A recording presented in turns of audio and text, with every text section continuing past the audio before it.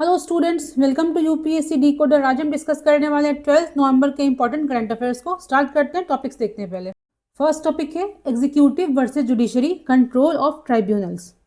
इसमें कन्फ्रंटेशन चल रही है between judiciary and central government कि ट्राइब्यूनल्स पे कंट्रोल किसका होना चाहिए, इसको फंक्शन किस तरह से करना चाहिए, समझेंगे इन चीज़ों को। सेकेंड है भूटान्स गाइडिंग हैंड।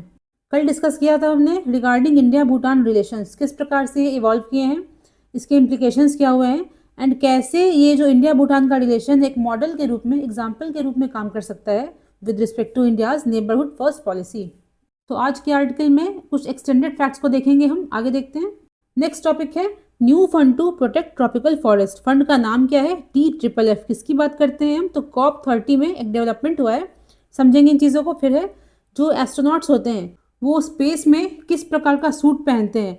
तो 2-3 फैक्ट्स बहुत इंपॉर्टेंट है एग्जाम के लिए, इनको देखना ज़रूरी है। उसके बाद हम कुछ शॉर्ट न्यूज़ देखेंगे, देन कंक्लूड करेंगे। आपके लिए एक प्रैक्टिस क्वेश्चन है कि डिस्कस करिए importance of India's neighbourhood in current geopolitical scenario. तो देखो, हमने जितने भी आर्टिकल्स डिस्कस किए regarding US China, regarding Pakistan Afghanistan, सब में कंक्लूजन में क्या कहा गया था कि इंडिया को स्ट्रक्चरल रिफॉर्म्स करने की ज़रूरत है एंड अपने नेबरिंग कंट्रीज से ज़्यादा इंटरेक्ट करने की ज़रूरत है। तो हम जानते हैं कि after the end of cold war क्या हुआ था? सोवियत का पतन हो जाता है। तो इंडिया क्या करता है उस टाइम पे? मजबूर हो जाता है to recalibrate, reoriented foreign policies regarding its neighbourhood countries. उसी प्रकार से अभी डिफरेंट आर्टिकल्स में कहा गया है कि US एंड चाइना जो है वो सिचुएशन ऐसा बना रहे हैं, एक नए फॉर्म ऑफ कोल्ड वॉर का वो क्रिएशन करना चाह रहे हैं। मतलब ट्रेड बैरियर्स वगैरह है, डिफरेंट टाइप ऑफ सैंक्शंस लगाते हैं वो। तो उस सिचुएशन में इंडिया को क्या करना चाहिए? इंगेजमेंट को बढ़ाना चाहिए अपने नेबरहुड कंट्रीज़ के साथ में। तो इस साल के मेंस के लिए लुक ईस्ट पॉलिसी हो गया, एक्ट ईस्ट पॉलिसी है, नेबरहुड फर्स्ट पॉलिसी है, सभी बहुत ही इंपॉर्टेंट है। फर्स्ट टॉपिक हमारा है Discord between supreme court and centre over tribunals. यहाँ पर हम देखेंगे कि ट्राइब्यूनल्स क्या होते हैं, कुछ बेसिक फैक्ट्स को, एंड देन ये कंट्रोवर्सी क्या है, इसका मतलब क्या है, एग्जाम में क्वेश्चन कहाँ से बन सकते हैं। फोकस करिएगा इस पैराग्राफ पर यहाँ। तो what are tribunals? They are quasi judicial bodies जो कि हम बनाते हैं स्पीडी एंड स्पेशलाइज्ड ट्रायल्स के लिए, ठीक है। It deals with both corporate laws and administrative matters. कुछ बेसिक्स देखते हैं पहले। तो आप जानते हो ट्राइब्यूनल्स जो हैं ओरिजिनली पार्ट ऑफ संविधान नहीं रहते हैं, उनको लाया जाता है बाई 42nd अमेंडमेंट एक्ट, ठीक है। 2 आर्टिकल्स यहाँ पर हैं, 323A एंड B। डिफरेंस इसमें क्या होता है? जो A वाला आर्टिकल है वो डील करता है एडमिनिस्ट्रेटिव मैटर से, जो अदर मैटर्स हैं किससे डील होते हैं? 323B से।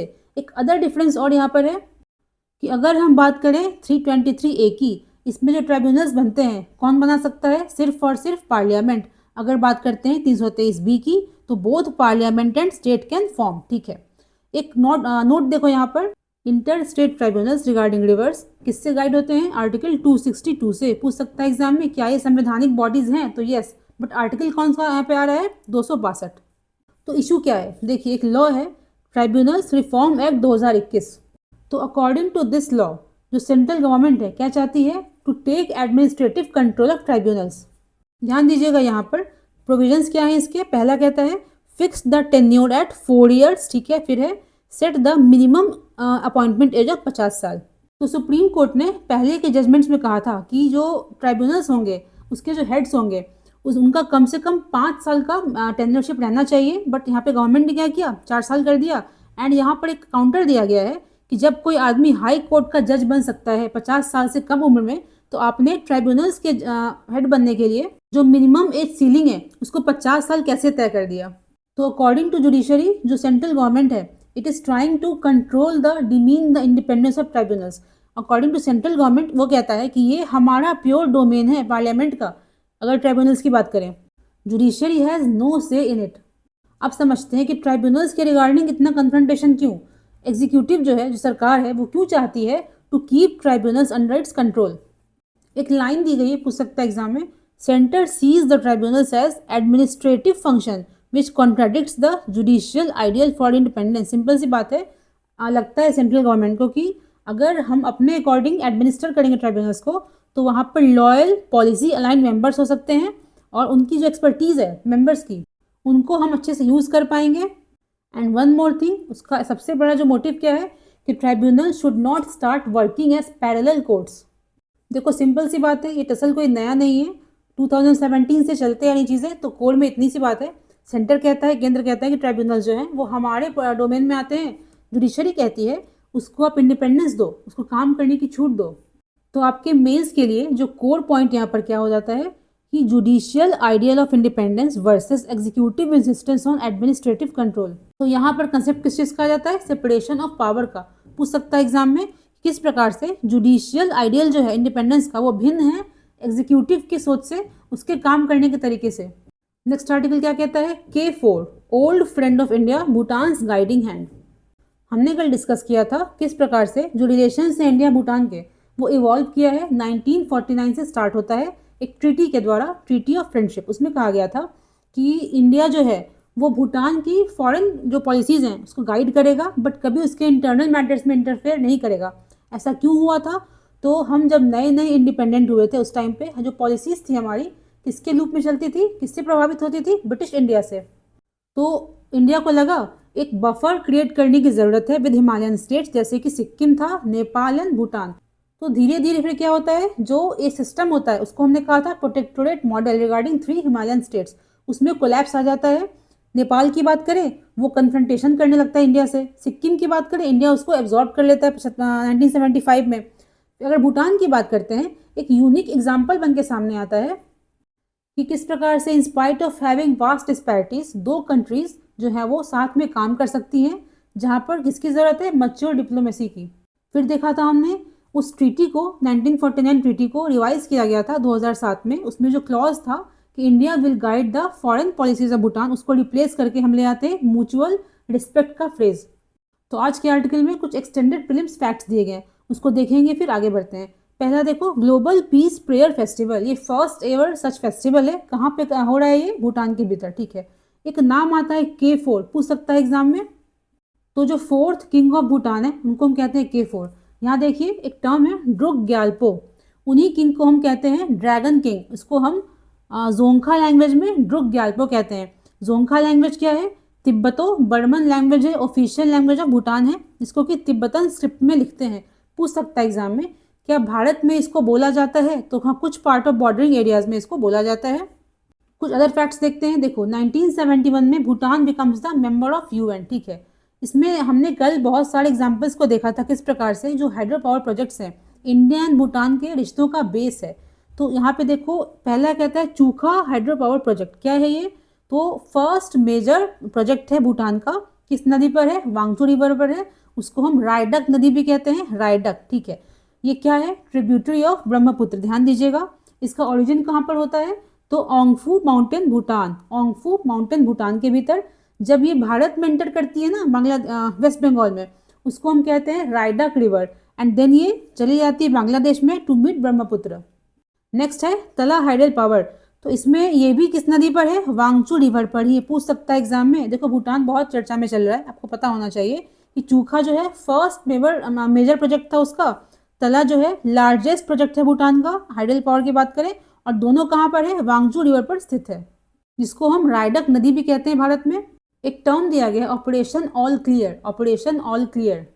ध्यान दीजिएगा इस वाले पैराग्राफ पर, इसमें कहा गया है कि 2003 से 4 की बात करें तो नॉर्थ ईस्टर्न इंडिया में डिफरेंट जो स्टेट्स हैं वहाँ पर बहुत सारे जो रेडिकल ग्रुप्स एक्टिव थे, उल्फा है, NDFB है, KLO वगैरह है, जिन्होंने भूटान के भीतर अपना कैंप सेट कर रखा था।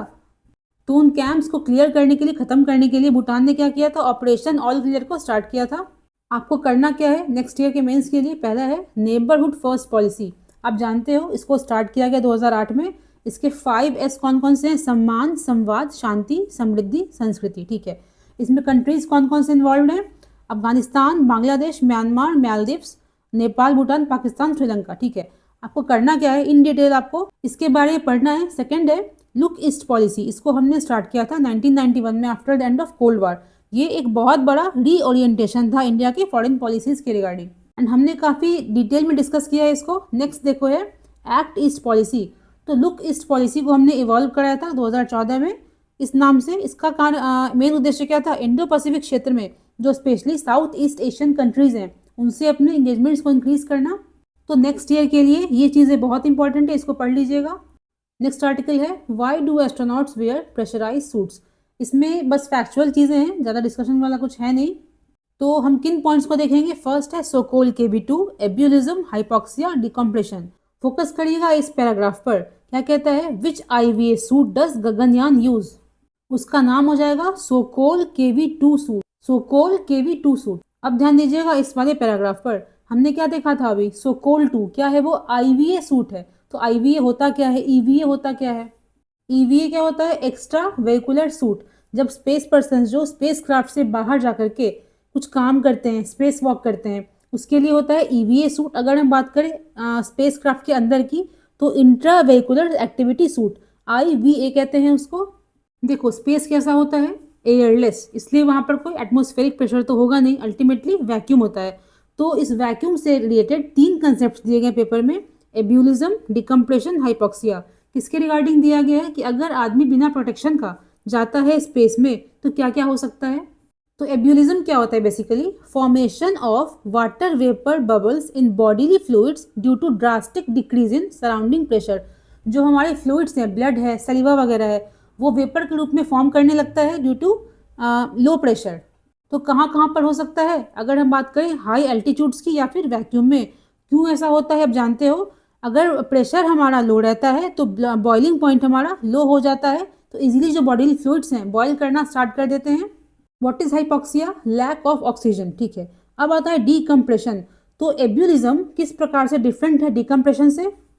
यहाँ पर क्या होता है? Formation of gas bubbles in blood and tissues, mainly nitrogen. ये ब्लड फ्लो को ब्लॉक करता है। तो जिस प्रकार से आप कोल्ड ड्रिंक वगैरह पीते हो, कैसे बबल्स फॉर्म करते हैं, उसी प्रकार से डिकम्प्रेशन में जो नाइट्रोजन गैस होता है बबल्स के रूप में फॉर्म करने लगता है। तो बेसिक डिफरेंस क्या है एब्यूलिज्म एंड डिकम्प्रेशन के बीच में? एब्यूलिज्म में क्या होगा? जो हमारे फ्लूइड्स बॉडी के अंदर है वो वेपराइज हो जाएंगे।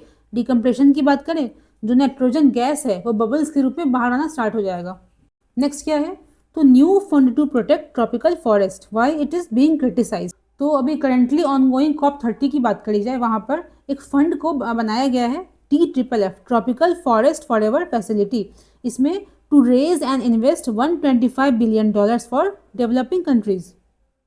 तो कितनी कंट्रीज की बात यहाँ पर हो रही है? 74 डेवलपिंग कंट्रीज की बात हो रही है जहाँ पर कि ट्रॉपिकल फॉरेस्ट होते हैं।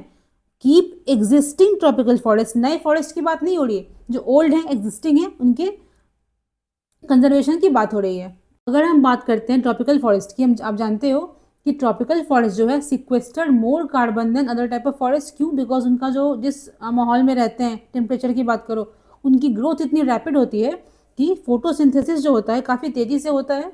एंड वन मोर फैक्ट क्या है कि वो एवरग्रीन होते हैं। वहाँ पर डॉर्मेंट सीजन नहीं चलता है, वो लगातार पेड़ ग्रो करते रहते हैं, उगते रहते हैं, जिससे कि मैसिव मात्रा में कार्बन जो है वो सिक्वेस्टर कर लेते हैं वो।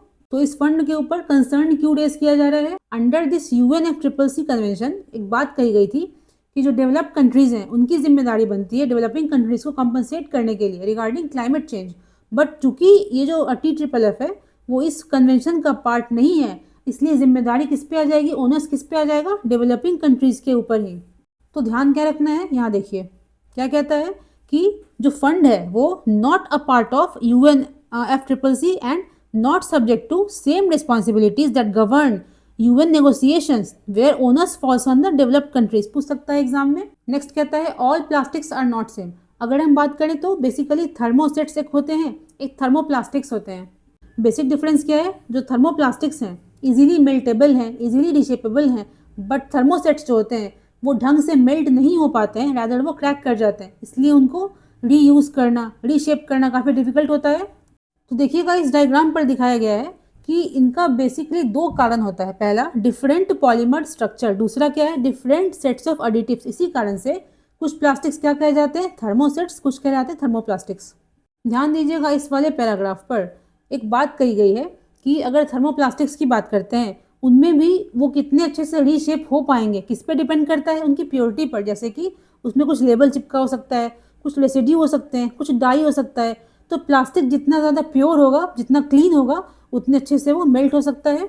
एक छोटा सा फैक्ट देखते हैं, Sagittarius B2 molecular cloud. Sagittarius B2 molecular cloud क्या है ये? तो मिल्की वे का most active star forming region, Milky Way galaxy का most active star forming region क्या नाम है इसका? Sagittarius B molecular cloud. देखिए 2 सॉन्ग्स जो हैं, वंदे मातरम, अमार सोनार बांग्ला, ये बहुत चर्चा में चल रहे हैं। क्यों? अगर हम बात करें वंदे मातरम की, रिसेंटली इसके 150 ईयर्स पूरे हुए हैं। अगर बात करते हैं अमार सोनार बांग्ला की, तो कुछ कंट्रोवर्सी हुई है, कुछ पॉलिटिकल कंट्रोवर्सी है। यहाँ पर इस पैराग्राफ में बहुत ही इंपॉर्टेंट फैक्ट्स दिए गए रिगार्डिंग फिल्म्स। देखो, पहला कहता है कि दोनों सॉन्ग किससे रिलेटेड है? 1905 के बंगाल विभाजन की बात से। सेकंड कहता है एक नाम है सरला देवी। सरला देवी ये वही महिला है जो कि सिंगर भी थी, टैगोर साहब की भतीजी भी थी, जिन्होंने वंदे मातरम गाया था 1905 सेशन में। अगर हम बात करते हैं फर्स्ट टाइम किसने सिंग किया था इस गाने को, तो टैगोर साहब ने 1896 के सेशन में। एक नाम दिया गया है बंग दर्शन मैगजीन। इसको फाउंड कौन करते हैं? बंकिम चंद्र चटर्जी साहब, और इसको रिवाइव करते हैं रविन्द्रनाथ टैगोर जी 1902 में। पूछ सकता है एग्जाम में। देखो, एक और फैक्ट है, ध्यान देना यहाँ पर।